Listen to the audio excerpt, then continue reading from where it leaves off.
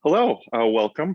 Thank you for joining us today. I'm Michael Klein. I'm director of the Cohen Center for the Humanities, and it is really my pleasure to introduce you to today's speaker. Dr. Peter LaChapelle is professor of history at Nevada State College in the Las Vegas area. He has published 2 books in country music, I'd Fight the World, A Political History of Old Time Hillbilly and Country Music, University of Chicago Press 2019, and Proud to be an Okie, Cultural Politics, Country Music and Migration to Southern California, University of California Press 2007. And something I did not know, in his research, Dr. LaChapelle discovered the oldest known recordings of American folk singer-songwriter Woody Guthrie. His talk today is entitled, Police and the High Sheriff Come Riding After Me, How Black Music and Depictions of Blackness Lie at the Heart of a 144-year-old relationship between country music and Southern political campaigns. This talk will analyze 2 country music-infused political campaigns, one in the 1920s and one in the 1960, and then make connections between this history and the role that race is now playing in the modern genre. Please join me in welcoming Dr. Peter LaChapelle. Thank you for joining us. And hi, everyone, and thank you so much for having me here. And Mike, Dr. Klein, so eloquently explained there, I'm going to talk about it. Start by talking about a couple of campaigns, and then kind of walk through thinking through some of the music in the campaigns. It's one of the things I do in the more recent book. Although a lot of what I'm going to talk about today actually comes out of research I've done since publishing that book, so probably the next book, although there are connections throughout. So starting out, we're going to talk about a couple of campaigns, and I wanted to start out by talking about Tennessee Governor Alf Taylor's re-election campaign in 1922. He had been elected in 1920 the first time. Alfred Alexander Taylor, who was known for combining fiddle performance with political campaigns, was actually not the first country music governor of Tennessee, surprisingly, but the second. His father actually had been involved in Whig politics and served as Andrew Johnson's Commissioner of Indian Affairs, but it was really his younger brother, Bob, we'll get to him in a minute, who also was fiddled when he went out on campaigns, political campaigns, had actually served as governor back in the 1880s and 1890s. Alf, a Republican in a largely Democratic state, had actually been elected in 1920, partly based on nostalgia for his own family, their musical pursuits, and the way they combined that with their political campaigns.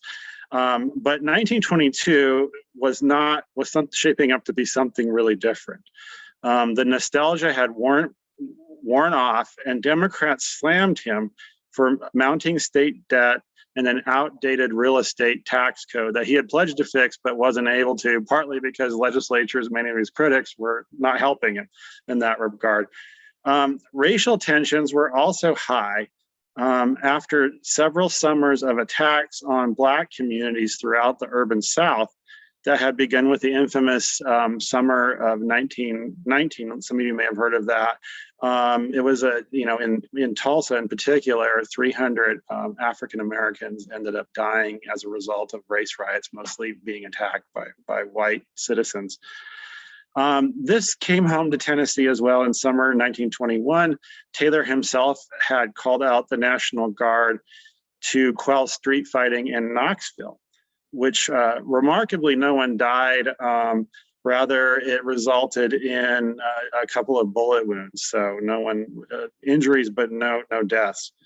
Given his chances for re-election, facing all of this, being a Republican in a largely Democratic state, Alf Taylor did what came natural. He organized first a tour and then campaign stops that featured what the press called musical lectures, because they featured a lot of music followed usually by a speech that was, at least in the early parts, philosophical, and as we got closer to the election, more political in nature.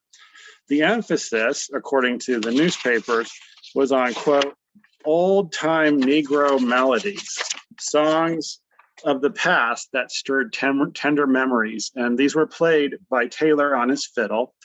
but also by others on banjo, mandolin, and piano. He even got his sons involved with a quartet that sang backup. Though later chroniclers would remark that such stops were influenced by vaudeville, what was on display actually more resembled blackface minstrelsy. That insulting entertainment where performers put on burnt cork and portrayed African American, or what they thought African American people were. Accounts, though, suggest that probably Taylor himself did not don face makeup. One newspaper noted, quote, probably the most entertaining number of the evening at the Bristol, Tennessee show was a fiddle tune about fox hunting that Taylor introduced as the N-word's dream. And the N-word here is the N-word, right? The Herald Courier described it this way, quote, Governor Taylor first explained that he learned to play the instrument from an old Negro, Uncle Newt, who had worked for his parents. The piece was composed by Uncle Newt as his interpretation of the music made by the hounds in the chase. Governor Taylor, in imitation of the old Negro, rocked from side to side, playing the selection, and occasionally threw back his head in carefree laughter. The audience rocked with laughter. The N-word's dream, and they used the real word in the newspaper, made a hit, the newspaper claimed, right?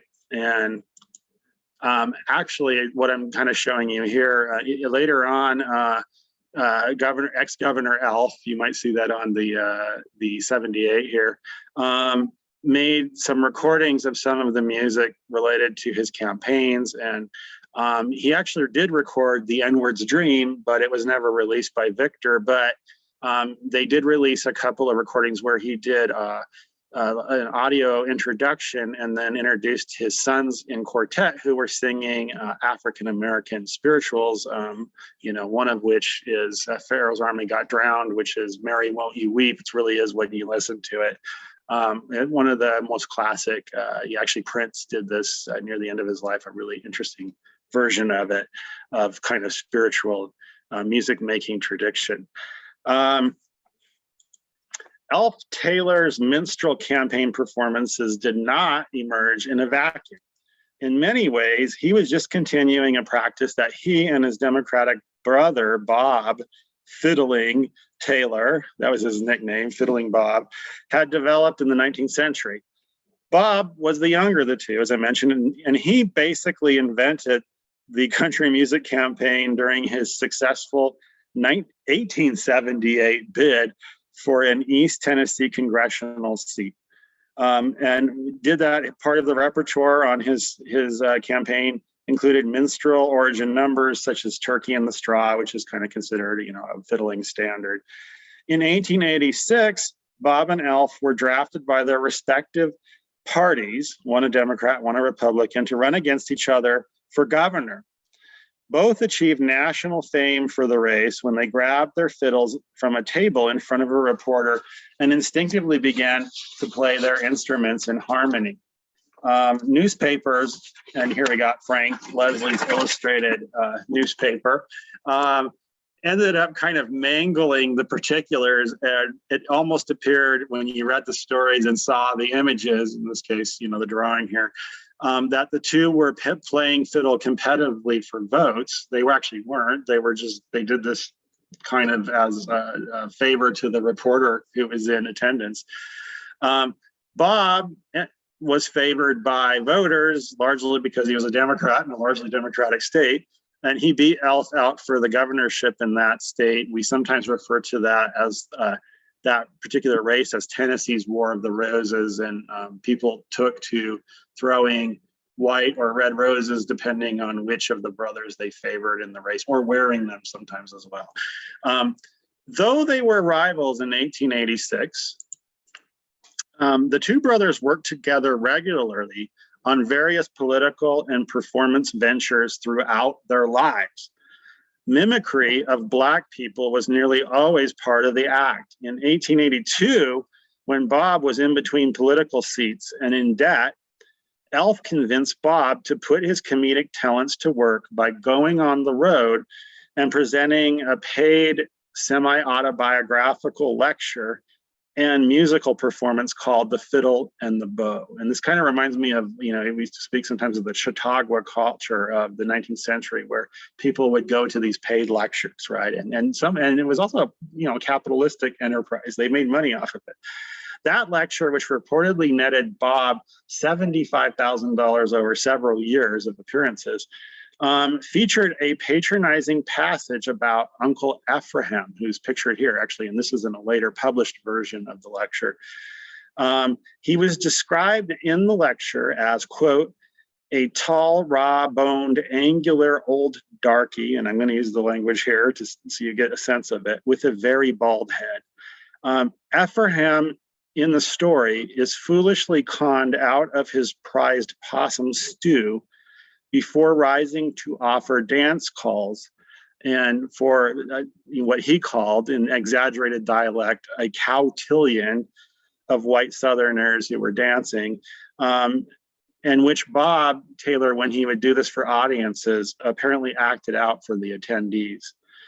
The whole episode ends with Ephraim being humiliated. He's hit square on the forehead by an egg thrown by a young white man who's upset after being jilted by his dance partner. At a later Taylor Brother lecture, Bob and Elf waxed nostalgic about the superstitions of, quote, old-time slaves and their supposed undying devotion to master. And this is something they did. In fact, one of these I recorded, they actually did at the Nashville's Union Gospel Tabernacle, which we kind of know today as the Ryman Auditorium, the original seat and home of the Grand Ole Opry, the most popular, long-lasting country music show. So there's interesting connections here. As an elected official in the 1920s, Elf Taylor, interestingly enough, despite his use of all this imagery and music of African Americans, did little to protect his African American constituents. And especially, this is especially galling, I suppose, because he was a Republican, and the Republican Party had pledged at this point to be a protector. In fact, in many cases, he sought to out-Dixie his Dixie Democratic opponents. His own party in the South was often divided between black and tan factions, which sought to open voting up to African Americans, and lily white groups, which argued they were kind of the opposite of the black and tan groups. They argued that the GOP, in order to win in the South, they had to pull in white Democrats. They had to make them switch over. And to do that, they pledged themselves to white supremacy and segregation and all that. Elf appears to have walked, looking at newspaper accounts, a cynical line where he might speak to the new Tennessee interracial day, and then literally the next day go and play flowery tribute to Nathan Bedford Forrest, the Confederate military leader and founder of the Klan. In spring 1921, Taylor even accepted a private meeting with the King Kleagle, kind of an official of the Tennessee Klan, who was seeking to extend the organization's influence to the highest levels of government. Elf Taylor's record on the electric chair also suggests his loyalties lay with the lily white side of the Southern GOP split. Tennessee had outlawed capital punishment. Kind of imagine that, 1913 to 1915. So for a couple of years, no cover, but then they reinstated it. And between 1916, the state executed, 1916 and 1920, right before Elf took over as governor, they executed 6 black men in that time. When Taylor took over the next year, the state executed 5 black men nearly all at once in the month of August 1921.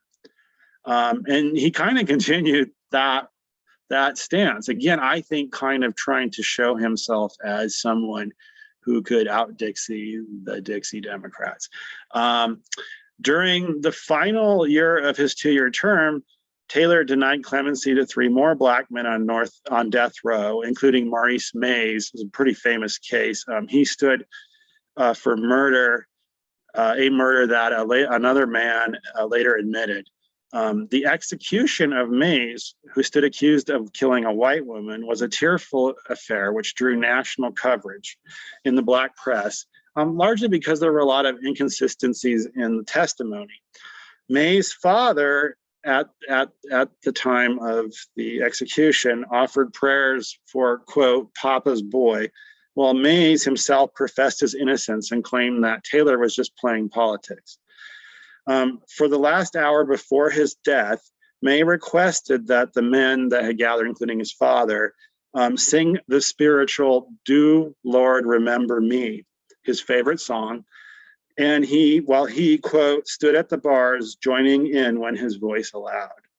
Afterward, May's father walked down the death house steps and collapsed in grief. So let's jump ahead to the late 60s and 70s. By the 1960s, no Southern politician held a candle to segregationist Alabama Governor George C. Wallace in using country music stars to reach national and local constituents. And he ran, both gubernatorial campaigns for him and his wife, kind of as a placeholder in between two of his terms, although his wife there's a whole story behind that. And then he ran for president many times, usually as a Democratic nominee, but also as a third-party candidate. He was probably most known for his 1962 inauguration speech, where he threw down the gauntlet of, quote, segregation today, segregation tomorrow, and segregation forever.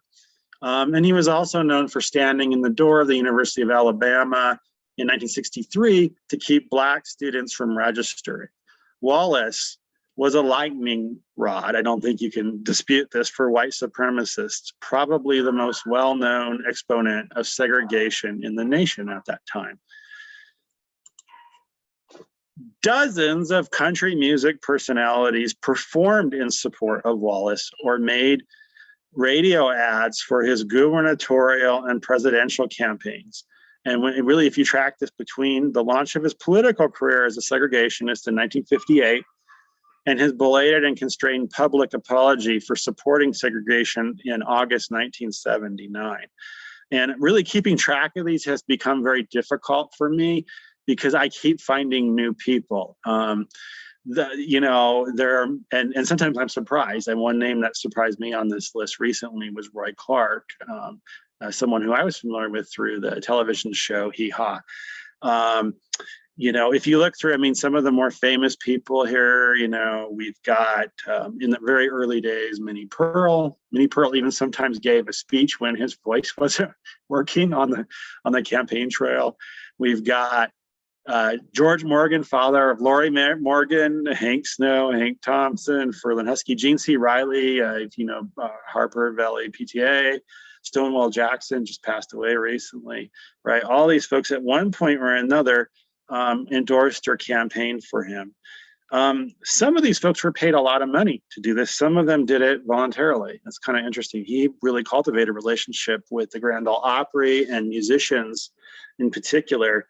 And Loretta Lynn, for instance, in 1968, when he was running his probably most strident campaign as an American Independent Party candidate for president, she recorded uncompensated a radio spot called My Friend George, telling us how great he was.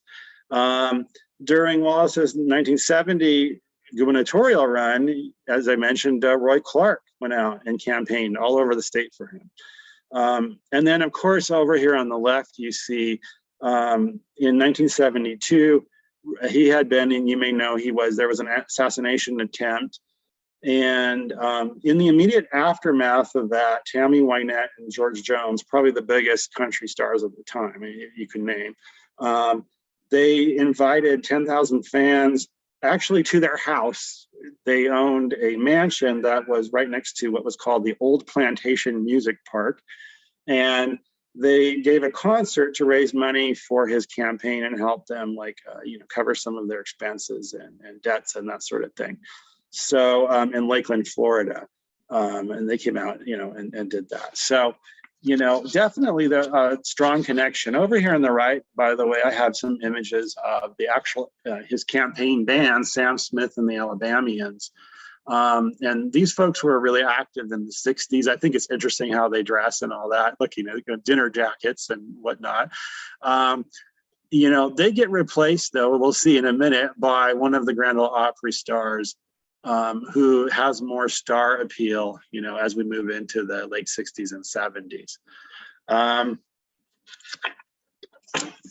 Though some country performers did multiple stints, and I found a few of these that came back several times to perform for him, either paid or unpaid.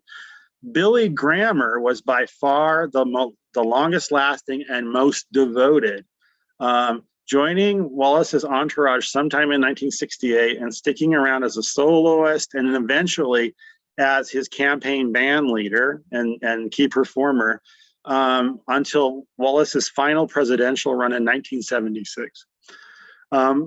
Graham wasn't a Southerner. He was born in Illinois, Benton, Illinois, but he did play as a guitarist in Jimmy Dean's band and ended up, I'll explain this later, as a longtime member of the Grand Ole Opry. He had numerous singles on the country charts throughout the 60s. He did a version of Pee Wee King's Bonaparte's Retreat, another song, I Want to Go Home, which actually was the earliest kind of version of Mel Tillis's famous song, Detroit City. Between 1965 and 1967, Graham helmed his own half-hour regionally syndicated television program called The Billy Graham Show, which I think was mostly shown in the South. When the Grand Ole Opry inaugurated its Opryland in 1974, Billy Graham was the one that they called to actually give the invocation because he was so well known and kind of favored by many of the performers and the politicians who gathered at that event. By far, the most frequently played song on the campaign trail for George Wallace was 1958's Gotta Travel On, which by then was kind of, had the patina of a classic country song. Although you're going to hear it in a minute, and I'll play a little bit of it. It has a little bit of a folk revival, kind of 1950s folk revival element to it. Graham played Gotta Travel On at his performance for Wallace's 1970 gubernatorial campaign, his 1972 Democratic nomination run, in big rallies as far away as Sheboygan and Milwaukee, Wisconsin.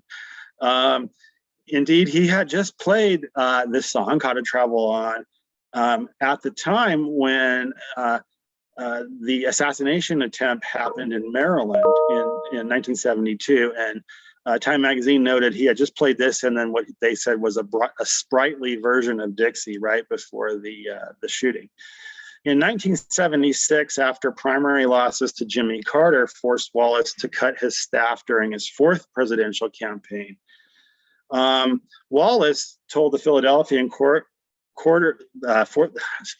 Inquirer that he particularly regretted that he could not keep Graham on to sing Gotta Travel On, as he had done at hundreds of Wallace rallies. Graham, for his part, was devastated by Wallace's poor showing that year. And he told actually the Detroit Free Press, "It breaks my heart." Wallace was attached. Let me play a little bit of the song here, get this to work. So just get a sense of it.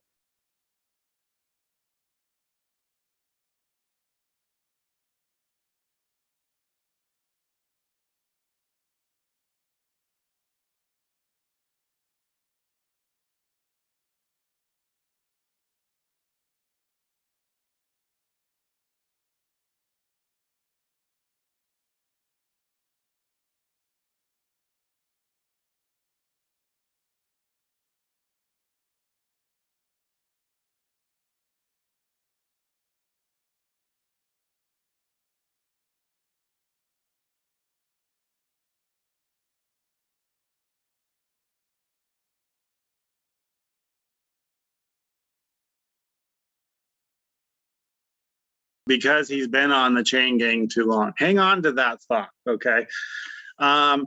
Wallace was attached to Gotta Travel On for good reason. I suppose Billy Graham was too. The song had made Graham into a country music star. Besides hitting #4 and staying on the Billboard pop charts for 20 weeks, and also topping the country charts at the time, Gotta Travel On sold nearly 1 million copies, which is at that time a big deal, allowing Fred Foster, the record promoter and record company executives, his new upstart Monument label, to get a firm fitting before they eventually kind of climbed to kind of major heights in the 1960s with Roy Orbison's catalog. Within months after the song hit, Grammer was recruited to join the Grand Ole Opry, where he remained a frequent performer until, I think the 1990s. Though the regular press billed it as a product of the modern age or as a hand-me-down of Anglo folk culture, the song actually had deep roots stemming from a smattering of British and Southern white, but mostly African-American musical sources. Let me jump to this out, and we're going to get to these in a second. Grammer had got the song from Fred Foster of the Monument label, who used to work for Mercury and was trying to start his own company. And he had actually reworked it from an earlier song known as Done Later Round, which had been copyrighted by several Greenwich, left-wing Greenwich Village folk writers, including Pete Seeger and the members of the Weavers. And interesting, there's a lot of, if you read up on this, the Weavers are not particularly excited that George Wallace is using this as his theme song, given their own politics. The Weavers, however, did not create the song. They had merely written it down and rearranged it. One of the folk performers they were working with, Paul Clayton, had picked it up from University of Virginia folklorist Arthur Kyle Davis, whom Clayton had studied under. Davis's 1949 opus, Folk Songs of Virginia, actually notes Done Later On, and it argues that it is a Negro work song. Davis's argument that the song was African-American makes sense. Memphis bluesman W.C. Handy noted in 1926 that Done Later On was, quote, an old folk tune from the 1890s that he occasionally repurposed as an alternative ending to his famous song Harlem Blues. That folk song, Handy recalled, was originally about a mysterious Alias Brown, you'll see the lyrics there over on the right, whom Handy identified as the High Sheriff of Alabama's Jefferson County. But I looked through, and many scholars looked through, we cannot find any reference to this individual, and I'm not sure where the name came from. Handy later heard it sung with the chorus that became the cornerstone of Gotta Travel On, with the exception of the final signature, Gotta Travel On line. So I've laid around and fooled around till summer's almost gone. You see that kind of second, element there in the W.C. Handy's version. Handy's recollections and the assertion that the song stemmed from Southern Black folk culture are supported by the recordings and observations of others in the 20s.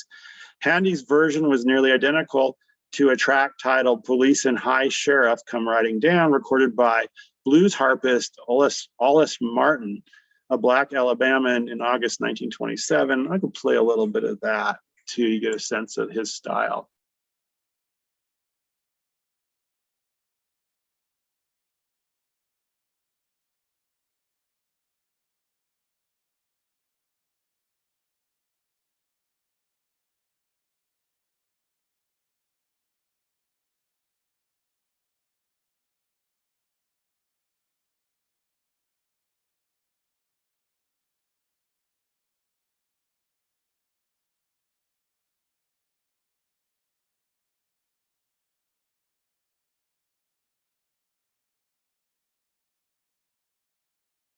And you can see the rest of the lyrics. You kind of get a sense of like what he sounded like.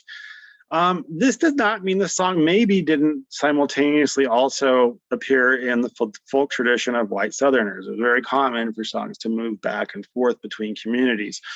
Crockett Ward and his boys, a white Virginia hillbilly band, recorded a version of the Handy stanza in September 1927, adding in their own verses about draft dodgers that they were referring to World War I. At least one American variation of the old Scottish ballad called Bold Archer was documented in Massachusetts as far back as 1889 by noted Harvard folklorist Francis James Child. And it includes a phrase that vaguely connects with the scattering of the lyrics. And here, I'll read it to you. Look you yonder there and see, for the high sheriff he is coming, with 100 men in his company. And it kind of goes on and on. Light gotta travel on, and yonder comes the high sheriff. The child ballad, which he doesn't, he always gave him a number, 188, focuses on a fugitive evading the authorities. But aside from a few catchphrases, not much similarity remains. In fact, the tune is quite different. The song, the child ballad, goes on much longer. It's more kind of, the story has a lot more elements and twists and turns to it. Really, it seems like there's very little connection between the songs, except perhaps this lyric fragment that I talked about. Indeed, the melody of Gotta Travel On, and many of the predecessors, like Done Laid Around, is strikingly similar to that of an old African-American spiritual, Do Lord, Remember Me, the very same spiritual that Maurice May sang before his execution under Elf Taylor in Tennessee. That song had been documented among enslaved peoples as far back as 1863. Most scholars, in fact, classify Do Lord as belonging to the same song family as Gotta Travel On and Done Laid Around. And it may be that portions of the High Sheriff lyric fragment in the Scottish child ballad got repurposed to the tune of a spiritual as it worked its way across North America and was adopted by African Americans in the South. And it's possible that a later unknown songsmith added on the Done Laid Around, Done Played Around couplet as well. Whatever the case, Gotta Travel On's roots in African American performance are abundant and clear. That grammar felt compelled to warm up crowds. To warm up crowds with Gotta Travel On for Wallace so many years speaks to a strange disconnect. One where one can rationalize supporting someone who in many ways epitomized hatred toward Black people on a national level while performing a song that stemmed largely from African American tradition and outlined some of the injustices the community faced. But there is more than irony here. There's something, I think, kind of cruel about a performer singing a song rooted in African American folk tradition to woo votes from racists, while also playing up the chain gang angle with its connections to real life torture devices such as sweat boxes. And I don't know if you're familiar with the chain gang cages. These were open air cages on wheels that the inmates often spent their nights in, sometimes chained together and sleeping in bunk beds in a very cramped space. Johnny Can't Come Home, Grammer said, and then harmonized at rallies with his band, or on the original recorded version with the velvety, smooth female section of the Anita Kerr singers, who were really big in Nashville at that time, because he's been on the chain gang too long. Meanwhile, Wallace, the candidate he was supporting, berated welfare loafers, stroked white fear about drugs and crime, bullied Democratic primary opponents for opposing forced busing, as he called it, and used the N-word while speaking privately to reporters. Early attempts to market Gotta Travel On, I think, is kind of interesting. In fact, included ads in publications such as Billboard depicting a ball and chain. And I know that you could interpret this ad as referring more to a wrecking ball than a ball and chain, the kind of like a restrictive device. But if you look at what a wrecking ball looks like in the 1950s, what I'm seeing is a lot of bell-shaped balls and not balls shaped like this. And even the way that the chain attaches, it looks much more like something you would use on a prisoner. I could be wrong, but it sure looks that way to me. Elf Taylor and George Wallace, of course, weren't the only country music politicians who mimicked, ridiculed, borrowed, or stole. In between the two, we had Southern politicians such as W. Lee Pappy O'Daniel in Texas, portrayed in Oh Brother, Where Art Thou, if you've seen that, and Jimmy Davis in Louisiana, who both borrowed from Black jazz performers as they campaigned in segregated states with Western swing or other jazz-influenced versions of country music. Around the time that Bob Taylor first ran, Georgia populist politician Tom Watson was first wooing black and white voters with his fiddle playing. Before long, he shifted to a much more conservative and white supremacist politics, now backed by his new champion, fiddling John Carson, a famous fiddler, whose Tom Watson special, really a Tom Watson's theme song, was based actually on W.C. Handy's Hesitating Blues. Left-wing politician performers such as Idaho Senator and singing cowboy Glenn Taylor were also not immune from tapping into African-American musical sources. Taylor, this is different Taylor, the one out west, notably denied performing jazz at his rallies or radio shows, but his recorded repertoire suggests it was there all along. Among Taylor's personal recordings of his Glendora Ranch Gang is an instrumental version of Black composer Sheldon Brooks' classic, quote, Darktown Strutter's Ball, and a partner song, a kind of blending of two songs that includes Joe Young's 1912 neo-minstrelsy number, Down in Dear New Orleans, which is complete with kind of lyrics about happy enslaved people happily strumming their banjos and things like that. A lot of stereotypes. The role that African-American performance and vestiges of minstrelsy continued to play in country music campaigns at mid-century could probably fill a book. I'm talking here mid-20th century. Opry legend Roy Acuff, who ran unsuccessfully for governor of Tennessee in 1948, had started out his show business career performing in blackface. And around the time of Acuff's, and he was doing like medicine shows and that kind of thing. Around the time of Acuff's political considerations, he actually hired Bobby Hebb, a 13-year-old African-American boy who danced and performed spoons with Roy's band as part of the act to kind of get audiences out to listen to him give political speeches. He didn't win, but interesting kind of how he used that. For all his talk of reform during his 1948 campaign, his five-point plank platform included no mention of the state's 500,000 Black residents, nor the continuing presence of segregation, violence, and voting hurdles. So country music is still very much used in political campaigns and in political signaling today. It is still very much embroiled in some ways in the elements of the past that I described today. Can we learn anything from these past excesses? And where might we go from here, especially when we shift the focus to the genre itself, which is what I'm going to do in a minute. All right. I believe today's country music industry has reached a watershed moment, a time when the rusty shell of the old is still there, but it's kind of cracking away. Nevertheless, at moments of transition like this, we begin to see the weight of history and the flaws become more apparent and maybe even seem deeper and more entrenched.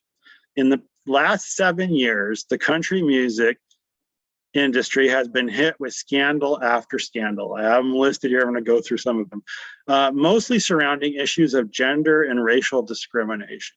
In 2015 and 2016, we had Tomato-gate, when critics asked painful questions about the lack of women on country radio airplay. And one hapless programmer actually admitted that female performers were seen as the tomatoes to be sprinkled sparsely in between the overwhelmingly male lettuce product marketed by the industry. In 2018, reporter Marissa R. Moss broke a major story about the ongoing sexual harassment and sexual misconduct in the country radio industry and its major annual convention. And then in 2019, we had the Lil Nas X controversy, major backlash against a queer Black performer who was smashing sales records with obviously his video game themed hit Old Town Road, which has many elements of country and really has the Western theme. But he was deemed not country enough. Billboard unceremonially pulled him from the country charts, even though he was topping for weeks on end. And then he faced consumer-led boycott linked to his partnership with Wrangler Jeans, which had long-standing relationship with country music and rodeo culture, which often go here in Nevada, they go together very closely. More recently, the genre's top performing star, Morgan Wallen, was filmed saying the N-word, a move that led to some pushback, but which has proved minimal and certainly didn't damage his hopes last night of winning the ACM Album of the Year award, which he won.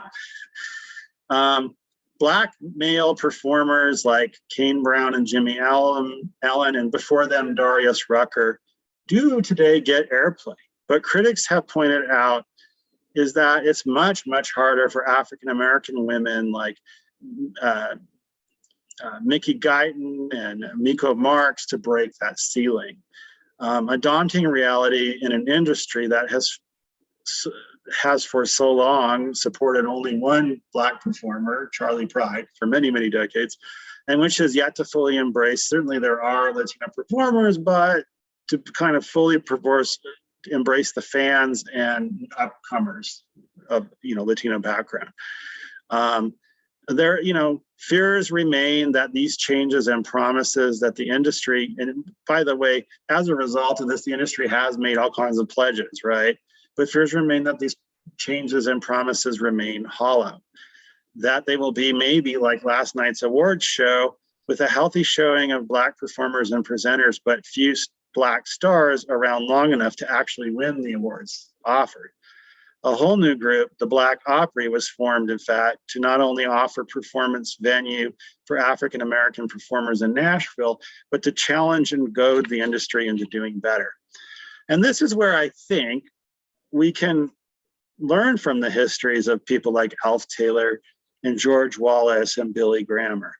If the industry is really going to change, if it's really going to make good on its promises, it needs to include in that process a reckoning with this past. It means apologizing and thinking through what happened with Alf Taylor and George Wallace and all those Opry performers who supported him for decades, and maybe asking questions. Why didn't the Opry and the CMA and the other associations and all the labels do anything about it when they were micromanaging so many other elements of these performers' careers, right?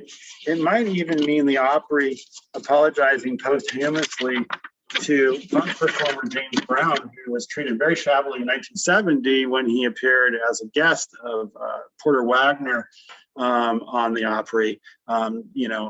Basically in that situation, all kinds of Opry cast members made quite disparaging and in some cases racist remarks to the press about him being on the show.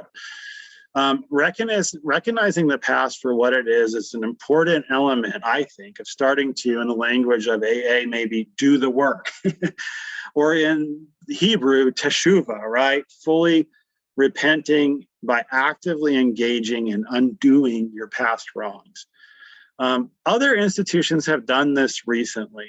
In fact, in my own field of history, the Alabama Department of History and Archives issued a full statement of recommitment where it apologized for the unethical way earlier staff had tried to represent the past, really misrepresent the past, and where it outlined concrete goals for undoing, amending, and fixing its wrongs.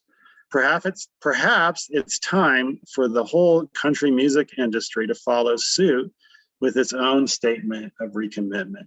And I'm just going to kind of end there, and I'll take questions or whatever you all want to do. Thank you, Peter. Thank you so much.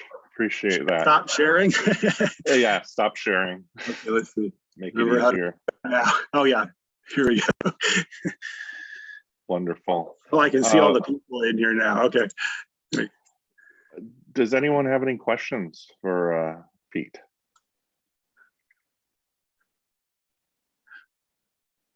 Questions, comments? I was going to ask if you watched the CMAs last night, but I guess we know that now. I kind of did. I missed parts of it. I missed the early part. I got on too late. I got mixed up on the time difference. But yeah, well, I think there's a lot of really great things happening. Like a lot of Black performers were really highlighted and exposed to the public. And I think actually the CMA this year, the other organization, did the same thing. But it's like, I think that the institutions in Nashville, the people with power in the labels, in even the Opry, although that's, its role kind of has changed. It's not quite playing the same role it used to play there. It's kind of now the repository for the classic performers, I think that if they really are serious, like they need to go beyond just giving folks exposure and like really backing them in some ways. So, yeah.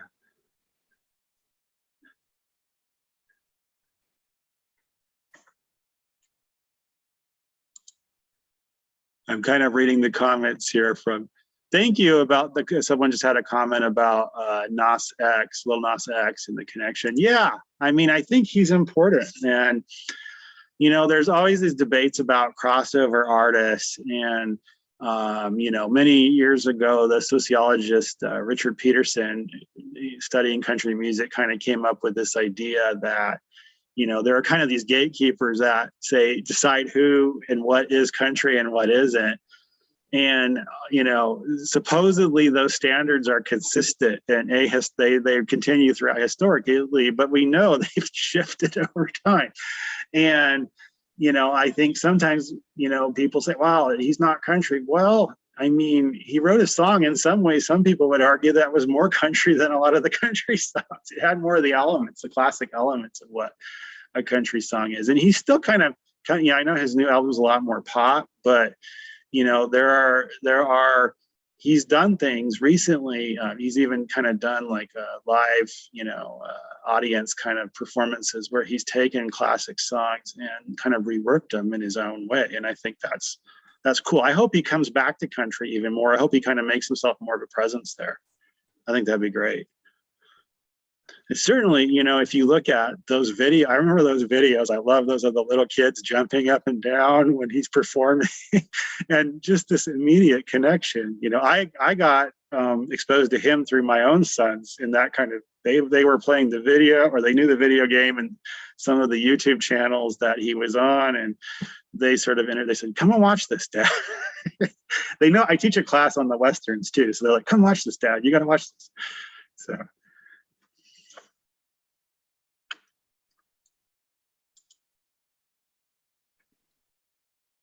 We have a question from Brooks, I believe. Oh, yeah. Okay. Oh, so is it, okay, go ahead. If you, yeah. Yeah, I was,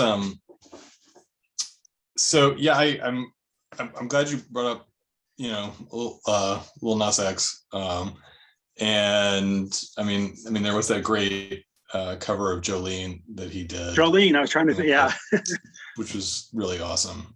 It was very brave the way he did it, because he didn't have much backing. And no, and all those people who went out and did it. And... I mean, I think it was it was a way to counter all those people who kept saying he couldn't sing or whatever, right?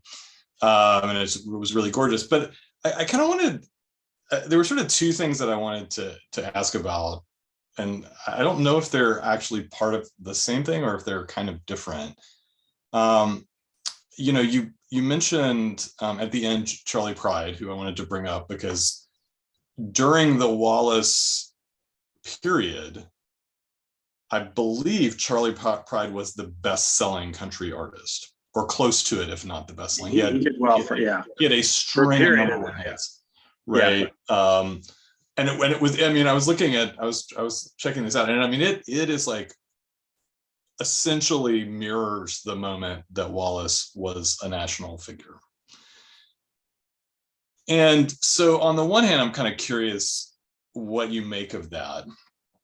And then the second question I don't know if it's quite related or not, is I think there's an argument to be made that, especially in the current political climate, that Morgan Wallen's like popularity surged not in spite of the comments, but because of them. Yeah. So I'm kind of curious. I mean, it's weirdly like issues about popularity at different moments and why that popularity, how that popularity might be tied to historical or political context in some kind of way. I'm just sort of curious your thoughts. No, and I hope, I don't want to like create like a stereotype about country music itself, because I think, and I'm going to quote here a colleague, Charles Hughes, who wrote an interesting book about kind of Southern soul and Muscle Shoals and all that, and the connection between that and country music. He always says that country music contains multitudes, right? It contains a multitude of voices at all times. And I think that's true. And what you're pointing out is some of the complexity there with like Charlie Pride. I think, Johnny Rodriguez also was kind of breaking through, and then eventually Freddie Fender. These are a couple of Latino performers. And I think that there always is that audience there. And some people, like, especially with the issue on Latino performers, there's a lot of criticism among Latino country fans of the fact that the argument that the industry has an untapped audience it's not really making any effort to reach, right? And so I think maybe that's partly Charlie Pride suggests maybe an untapped audience. It also suggests that the audience is more diverse than people give it credit for, and that sort of thing. So I think I definitely kind of want to complicate. That's a good complication to bring in. And then Morgan Wallace. Oh my goodness, yeah. I mean, you're right. Probably some of that. One of the things that happened immediately after that first round of the industry kind of shutting him down for a little bit was that fans were paying for billboards in big cities like Los Angeles to talk about bringing Morgan back and giving him a second chance and all this sort of thing. And I mean, my own analysis of this is he has made apologies and he's done a few things, but he hasn't really significantly addressed the issues, right? Or even the history. I think if he knew this history, like if I could sit down with Morgan, let's say, here's what you're dealing with. You need to do something to undo this. And it would be wonderful if that was the situation. But right now, I think you're right. There's kind of like, well, maybe there's a racist element in the fanship that wants to stick it to people who would penalize Morgan for doing that kind of thing. Right. So I don't know. What do you all think? I can totally, I don't know, have all the answers here. I'm going to read it. I'm look at the comments here too. And if anyone wants to jump in.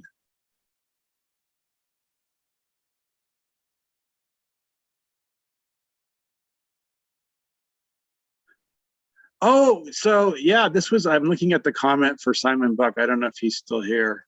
Did you have a comment or no? But he was talking about George Wallace Jr. Yeah, and he's in some of those ads I had up there, right? He was he's like one of the, he comes in later on in the show. He's not one of the main kind of highlighted performers, but George Wallace Jr. did do country music and did do pop music and was on the label, the same label with Hank Williams Jr., another family legacy there. And had even done some collaboration with some of Hank Williams Jr.'s people, some of them band members and people who wrote songs for him and things like that. And then, so there's definitely that. And then he did go into politics later. I forget, he didn't quite rise to governor, but he was, I forget, lieutenant governor, or was it treasurer or something like that. There's that legacy. And the Taylors, yeah, definitely. Robert Love Taylor, I think that the judge was the son, who ended up actually making some important rulings as a federal judge against school against segregation. So kind of falling down on that side, I suppose, despite his family history. Although I think there was some criticism at the time too that he was moving too slowly. There were some elements of that decision that people were having issues with, but yeah, I don't know currently. I'm not aware of any descendants of the Taylors that are super involved, but it wouldn't surprise me if there is. But yeah, I mean, there's definitely the legacy there. The Williams too, like the Hank Williams Sr., I found he did an early campaign stop for George Wallace's predecessor, and someone who George Wallace, when he was younger and much more liberal, had patterned himself after, a guy named Big Jim Folsom. And Big Jim Folsom was kind of the more liberal governor in the late 40s in Alabama. Had kind of aligned himself with the CIO and those sort of folks. And he, Hank Williams Sr. had gone out and done, campaign, a couple of, at least we know one campaign performance for Folsom. And then Hank Williams Jr. has been involved in politics, I think more of a conservative Republican variety for some time, and certainly kind of outspoken about that kind of thing as well. Charlie Daniels, he's an interesting guy because he starts out with the Earl Scruggs Review, and he is playing, I believe at the time he's playing guitar for Scruggs, and Scruggs becomes a kind of an happenstance anti-war activist and plays at the big moratorium on the Vietnam War, I think in Washington, D.C., for Scruggs, for the protesters. And then he ends up endorsing and becoming very close friends with Jimmy Carter. And then by the 80s, he again starts kind of moving in by the late 80s and early 90s, moving in a conservative Republican direction. And of course, if you read his autobiography, he says, I was just the same the whole time. It was everyone else who changed direction. So, any other questions or thoughts? I was going to ask you, what's it going to take for that reckoning to happen? Do we need a watershed moment? I mean, if it hasn't happened after the last few years of BLM and Me Too and all these other controversies, what's gonna really be the thing that gets this changed? I don't know. I mean, I think that to some degree, the bottom line's important, right? So if Morgan Wallen is still selling a lot of, downloads and he's still in demand radio play and things like that, I mean, it's harder for the industry to go against him and, or penalize him or ask for more. Which would probably be better is to ask for more than just penalize him. We would like to see more out of you on this issue. I do think that the leadership role, George Jones and Tammy Wynette doing that.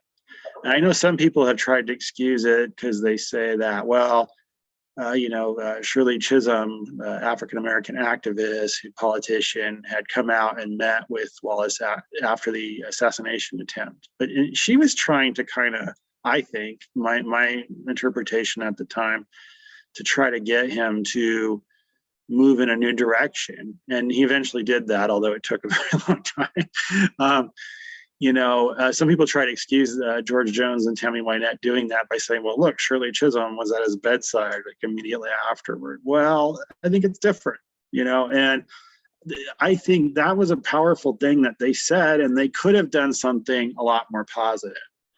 And if these really powerful stars can do, people talk about Dolly Parton's impact, usually the positive side. There's plenty of criticism of some elements of kind of Dolly Parton, the corporation. But, if there's more figures in the contemporary crop that kind of go out there and take positions and insist on things, I think things will change. I think like Jason Isbell, he's not traditional. He's kind of, on the fringes of sort of what's seen as country in some ways, but, he's done a great job of really promoting a lot of African-American performers and pushing them out to the public and publicizing them and all that sort of thing. And I think, it would be nice to see, Luke Bryan doing that, or, some of these other major, stars kind of doing that. It'd be nice to see Jason Aldean, although I don't think, given his politics, he's going to be doing that anytime soon. So, yeah.